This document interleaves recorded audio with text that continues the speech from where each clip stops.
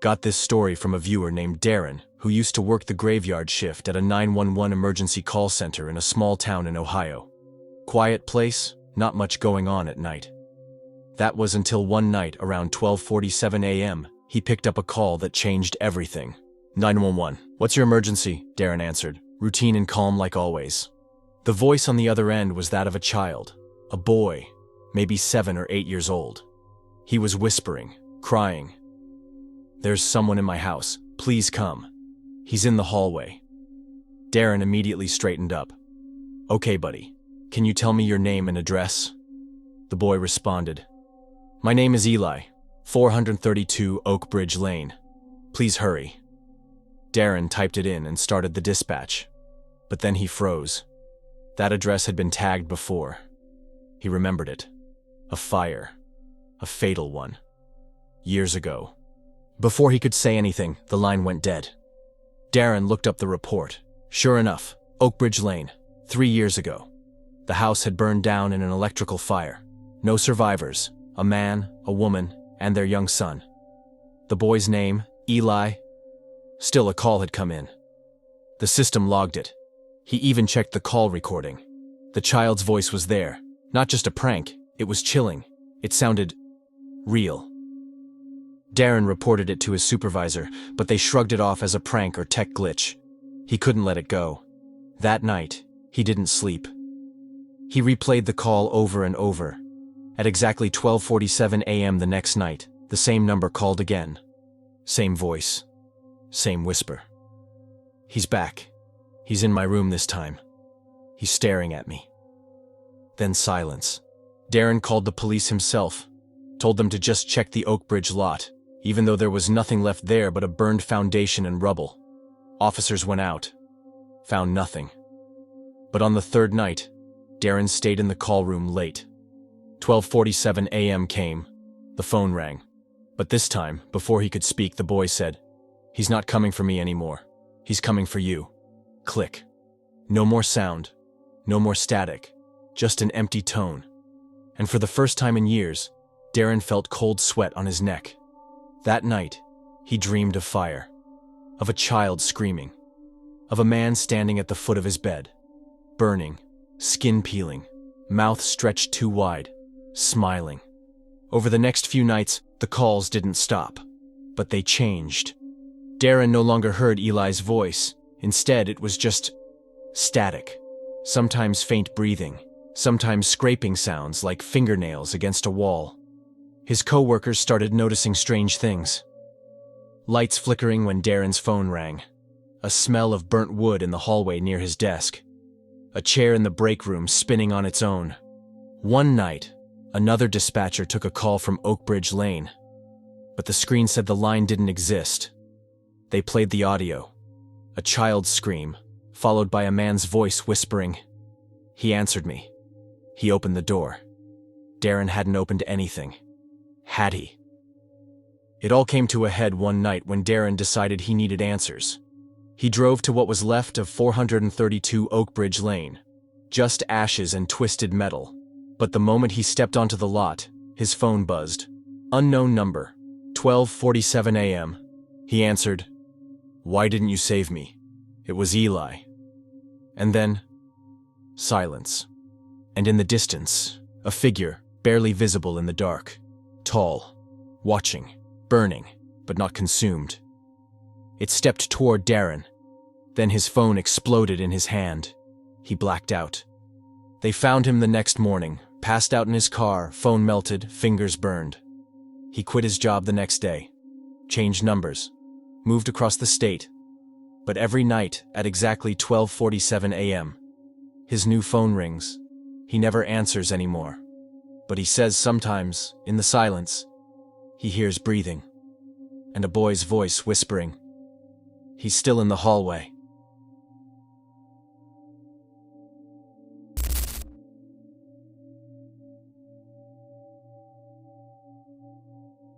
This story was sent to me by a viewer named Lucas. He swears every part of it is true, and honestly, after reading it, I couldn't sleep for days. Lucas is 19, a college freshman who had just moved into a small studio apartment near campus. It was nothing fancy. Just one room, a tiny bathroom, and a kitchenette. The rent was cheap, the neighbors were quiet, and it had decent Wi-Fi. Everything a student really needs. It all started one Tuesday night. Lucas had just finished studying and was watching Netflix with the lights off when his phone buzzed. One new message, no caller ID. He opened it. Just one sentence. I'm outside. No emoji, no punctuation, just those two words. Lucas blinked. Probably a prank, he thought. He typed back without thinking. Who is this? A few seconds passed. Then another message. I said, I'm outside. He stood up, slightly creeped out, and walked to the window. He lived on the 3rd floor. From up there, he could see the empty parking lot, the street, and the corner lamppost flickering like always. No one was there. Lucas shrugged it off and replied, wrong number. But right after he hit send, something strange happened. The screen flashed white for a second. Then, the app crashed. He tried to reopen his messages, but the conversation had disappeared. No contact, no record of the texts. Like it never happened. Weird. But it was late, so Lucas just turned off his phone and went to sleep. He had no idea that was just the beginning. The next night, same time, around 11:47 p.m., Lucas got another message. This time it was different. No caller. Edie. Why did you reply? Lucas froze. He hadn't told anyone about the message. It wasn't a contact in his phone. And again, no way to trace it. He replied, this time more cautious. Who are you? The answer came instantly. I asked you not to reply. Lucas stared at the screen. His hands were cold, and the air in the room suddenly felt heavier. He replied one last time. Stop texting me or I'll report this. No answer. But that night, while trying to fall asleep, he heard a faint knock. Not on the door, on the window. 3 slow, deliberate taps. Tap, tap, tap. Lucas lived on the 3rd floor. The following morning, Lucas was exhausted. He barely slept. He told his friend, Jake, about the messages. Jake laughed it off. Creepy, but probably just someone spoofing numbers. Don't reply anymore, dude. Lucas agreed. That night, he turned off his phone before bed. No distractions, but the knocking returned. This time, it wasn't from the window. It was from inside the closet. Lucas leapt out of bed and turned on the light. The knocking stopped. He slowly opened the closet door. Empty. Of course it was. But on the inside of the door, written in black marker, were 3 words. Do not reply. He hadn't written that. Over the next 2 nights, Lucas kept receiving texts, each time from a different number, always untraceable. The messages got more threatening. You shouldn't have answered. Now you've let it in. It knows your name. One message just said, 3:03 a.m. Watch the mirror. Lucas didn't sleep. He sat on his couch with a kitchen knife and watched the small bathroom mirror from the main room. The minutes dragged by. At 3:03, the bathroom light turned on by itself. Then he saw it. In the mirror. Not a reflection, but a face. Not his. Someone else was staring back at him. Pale skin. No eyes. Just black voids. Then the phone buzzed again. We see you now. Lucas tried everything. He changed his number. Bought a new phone. Moved to a friend's house for a few days. The texts followed. Even with no SIM card, the new phone still lit up every night at the same time. 11:47 p.m. The same message appeared. Do not reply. But one night, in a moment of fear and desperation, Lucas did reply again. He typed, "What do you want?" The response was instant. For you to be quiet. The lights in the house went out. The TV flicked on by itself, showing static. From the screen, a whisper emerged, like hundreds of voices speaking at once. You broke the rule. Lucas started seeing things during the day. Faces in the crowd that turned to watch him, only to vanish. Shadows that moved when he stood still. He visited a campus tech guy who tried to trace the messages. The result? Nothing. But one strange thing did show up. A hidden file on Lucas's phone. It had no name and no extension, just a string of numbers, 030311147. He opened it. The phone went black for a second. Then it showed a photo. A photo of his apartment, taken from inside the closet. That night, the messages stopped being digital. Instead, he found one written on his bathroom mirror in condensation. "The red room is open." He didn't know what that meant until the next night, when his phone's flashlight flicked on by itself and shone toward the floor. A square outline appeared on the carpet. A trapdoor. He had never seen it before. Lucas told Jake everything. Jake didn't laugh this time. He offered to come over and help check it out. Together, they lifted the carpet and opened the trapdoor. It led to a narrow tunnel, too clean to be old, too deep to be natural. Against every instinct, they descended. At the bottom, there was a small red-painted room. Just 4 walls, and on each wall, written over and over, "Do not reply." In the center of the room was an old rotary phone. It rang once, then stopped. Lucas reached out toward it, but Jake grabbed his arm. "I think this is how it spreads," Jake whispered. "This is how it finds people." Lucas turned to him. "You think it's a curse?" Jake didn't answer, because Jake's phone buzzed. One message: "You shouldn't be here." Jake dropped the phone. And from the far end of the tunnel, something started moving. They ran, back up the tunnel, slammed the trapdoor shut, covered it with the carpet. But it didn't matter. The knocking returned the next night, from inside the fridge. The phone screen cracked without being touched. Lucas started losing time, waking up in different clothes, in different positions, once even outside his apartment. And the worst part? Now the messages started appearing in other places. Not just his phone. His laptop, his TV, even his dreams. Always the same message: "Do not reply." But it was too late. He already had. Lucas moved back in with his parents. No electronics, no phone, nothing. It helped. For a while. But 2 nights before he sent me this story, he got a knock at the front door. When his dad opened it, no one was there. Just an envelope. Inside it, one photo. It was a screenshot of Lucas's face, taken through his webcam while he slept. And on the back of the photo, handwritten in ink, "You told someone." That was the last message he ever sent me. I tried emailing him back, texting, even reaching out to Jake. No response. But 3 nights ago, I got a message, no caller ID. It said, "I'm outside." I didn't reply. And if you get that message after watching this, whatever you do, don't.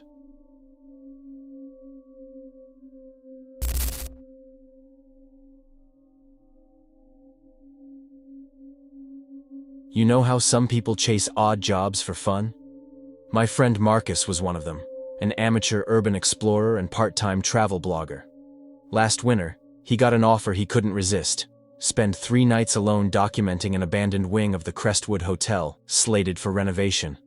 They'd pay him a small fee and let him keep any photos or recordings. He told me over coffee how thrilled he was. A chance to poke around a place with actual history, he said. I warned him those old hotels can be creepy, but he laughed it off. That's the point, he said. By the time he rolled up to Crestwood on a Friday afternoon, the sun was low and the long facade already looked forlorn, windows boarded, paint peeling. The manager handed him a single key and a walkie-talkie tuned to the front desk channel. "Just check in if anything goes wrong," she said, retreating without making eye contact. Marcus watched her go and said to himself, "Well, here goes nothing." He stepped through the heavy front doors into a lobby frozen in time. Stained carpet, cracked ceiling tiles, and a grand chandelier coated in dust. For the first day, Marcus shot video. The ornate moldings, the silent reception desk, a dusty ledger open to guest entries from the 1940s. Nothing moved, nothing spoke, except his own footsteps. That evening, just before sunset, he wandered down the carpeted corridor of the abandoned East Wing. Room after room behind locked, paint-chalked doors. He found one door slightly ajar. Room 217. His camera light flicked on. Inside, a bed stripped to its metal frame, a broken wardrobe, grimy window overlooking a walled courtyard. He got a chill but said into the camera, "Perfect place to set up." He rigged his gear in 217, LED lamp in the corner, battery-powered recorder on the dresser, night vision cam on a tripod. Shortly after midnight, he woke to a soft thump, like bare feet on carpet. Pause. Another thump, slower, deliberate, coming down the hallway outside. He froze, heart racing, convinced it was a maintenance worker or security guard. He tapped his walkie. "Front desk? Anyone there?" Silence. He turned on the night vision cam display. The corridor was empty, just dim green walls stretching into darkness. Then he heard it again. Thump, thump, thump, now closer, almost at his door. He clicked off the display and whispered into the recorder. "Sounds like footsteps, but I swear, no one's here." They stopped. Marcus waited until dawn, too wired to sleep. On day 2, he explored deeper. Service staircases, a boarded-up ballroom, even old utility tunnels below. No sign of anyone, but he felt watched. His camera battery died midway through recording a dusty banquet hall. When he replaced it, he noticed something in the footage. A dim silhouette at the far end of the room, just for a frame or two. He scrubbed back and forth. Nothing before, nothing after. He chalked it up to a trick of the light. That evening, he reviewed all his audio. Between static and distant HVAC hums, he caught a whisper, so faint he almost missed it. On playback, you hear, "Go, go, leave," and then nothing. He shook his head. "I'm hearing things," he told himself. Night 3 arrived. Marcus set up dual recorders, one in the room, one pointed at the corridor. Just after 2 a.m., the recorder in the hallway clicked on. Heavy, deliberate steps moving down the corridor, pacing up to room 217 and back again. He checked the display. Blank corridor bathing in infrared. He clicked record and opened the door. Nothing. The footsteps halted as soon as he peered out, then resumed when he stepped back inside, pacing in perfect rhythm. Thump, thump, thump. He bolted the door, heart pounding, and muttered, "Okay, this is nuts." He played back the audio into his mic for reference. But when he listened, the footsteps were gone. Only silence on both devices. He swore they'd been there. He'd heard them with his own ears. Determined to catch something visible, he waited until around 3:33 a.m., the witching hour. He opened the door and walked the hallway with a flashlight, voice recorder in hand. He said into it, "If there's someone here, show yourself." His beam swept empty doors, until, at the far end, the light caught movement, a dark shape slipping into the service stairwell. He ran after it, camera flashing, down concrete steps, dripping pipes, smell of damp earth. At the bottom, he found only a locked metal door marked Stair B, no trace of the figure. Heart pounding, he banged on the door, breath visible in the cold air. Nothing inside. At dawn, Marcus found an unmarked file in the basement archive, old maintenance logs. He thumbed through and discovered notes from housekeepers in the 1950s, complaining of a faceless man seen on the stairs between floors 3 and 4. One entry. "He has no face, and he stares at me for a full minute before disappearing." Another. "We moved his body, but he came back. Still no face." They'd sealed the stairwell and boarded over the walls. Marcus realized the shape he'd seen must be that same shadowy figure, trapped in the hotel's walls. He said to himself, "It's real." He packed up and left that morning, too shaken to stay. On the drive home, he listened to his final audio, the faint sound of breathing behind him, followed by a low rasp. "Stay." Then silence. He never returned. He posted the footage and logs online. They went viral among ghost hunting circles. I tell you this because Marcus asked me to share his story, and to warn anyone who thinks old hotels are just fun adventures. Some shadows never stay hidden, and some stairs are better left unwalked.